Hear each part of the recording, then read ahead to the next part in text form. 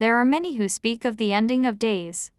In the harmonic convergence, which took place in August 1987, began the element that has pushed this planet into a forward position. As you would say, you have moved from neutral into gear 1. It is bringing up the energy.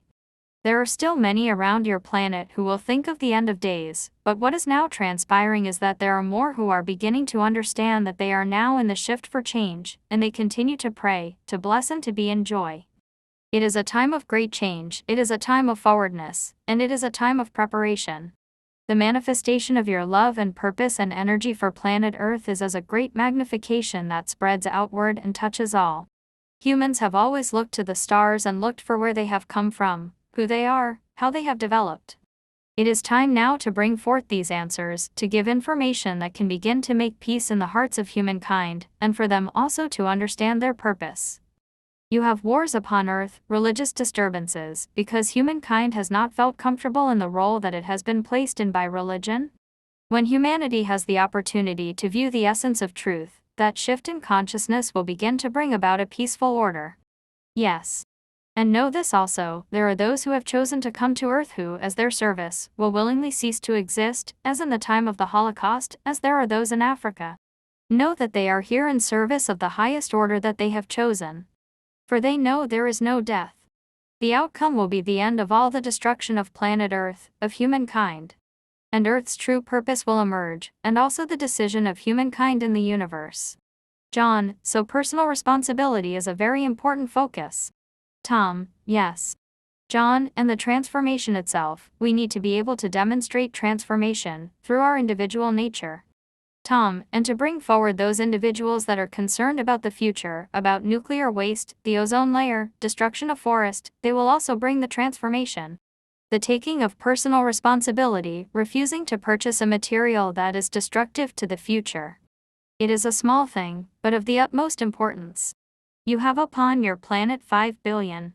Each one makes a difference. John, yes. The difficulty is in portraying this in a simple enough way for people to understand. If it's done with millions of people, it becomes too intangible, and I'm trying to get an idea of how. Tom, we did not say with millions, we mean that you need to show those individuals who realize the importance of taking responsibility, and who do wish to take responsibility. Examples: if there be those who would wish not to use items that destroy trees, then find recycling methods. There are many different ways. John, in the end I suppose we have to look at what a transformed world would look like. You said before that it would be beyond our imagination.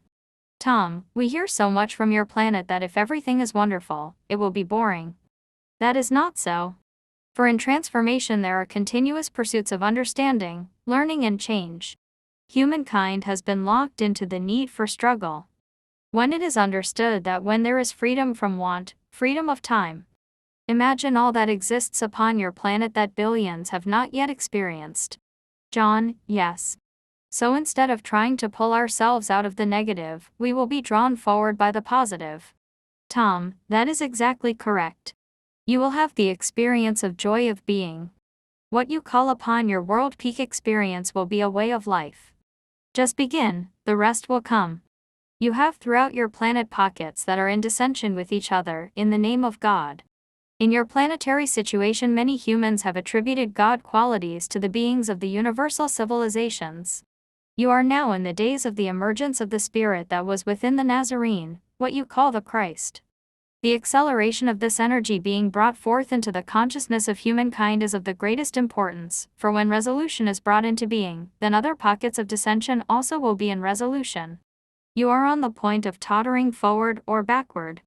Now we wish you to understand this. To those who have committed to transformation upon planet Earth, you have had personal trials, you have had great deliberations within yourself, you have at times wondered if your forward direction could be sustained on all levels of your being, in your consciousness, in your personality, and in your business life.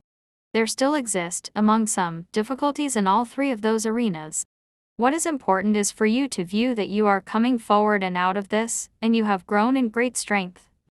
Now those trials brought to you are not from us, but it was from the others, in the hope that you would forget your service and growth. But in staying upon your path, and creating energy fields through meditation, you see the results of who you are. Do you understand what we say? John: Yes, I think we all have a lot of difficulty attributing any of these effects to our humble human efforts. Tom: In each of your cultures, what is important is to understand that each of you is a complete unit containing all that is contained within the universe, and that each of you has the ability to change the necessary arenas to bring planet Earth out of darkness into its rightful place. In your culture, you believe humbleness to be humility. It is time to understand that it is now permitted to accept yourself. John: Yes. Can you tell us what sort of practical resolution we are looking for? Avoiding conflict on one hand, but on the other hand, there are some major lessons to be learned, and it's difficult to see how that can be done without pain and conflict. Can you elaborate on that? Tom: When fanaticism begins to grow within a group, it is like a cancer, but it is in actuality a compensation for doubt and belief. Therefore, people must hold on to this belief, for to them it is their identity, whether it be with the Huvids, or with the Ishmaels, or with those of the Nazarene. As it is also with the Hindu. John: The only thing is that some people are opportunists, and even though they make religious claims, they don't really represent that religion anyway. Tom: What you must evolve in your meditation is to send transformation energy, for each to understand their humanness and their identity. And keep in your mind also that the opposition is attempting to control. The balance is very fragile, and there will be conflict, for in reality at this time late 1990, the Crescent Arena is being used by the others, by being fed the energy of power. But that cannot sustain, you understand. There is a saying in your world that if there is fire playing then there is burning, is that not so? John: Yes. I suppose a major concern we have right now is for the hostages in Iraq. Can this be resolved without loss of their lives, or what?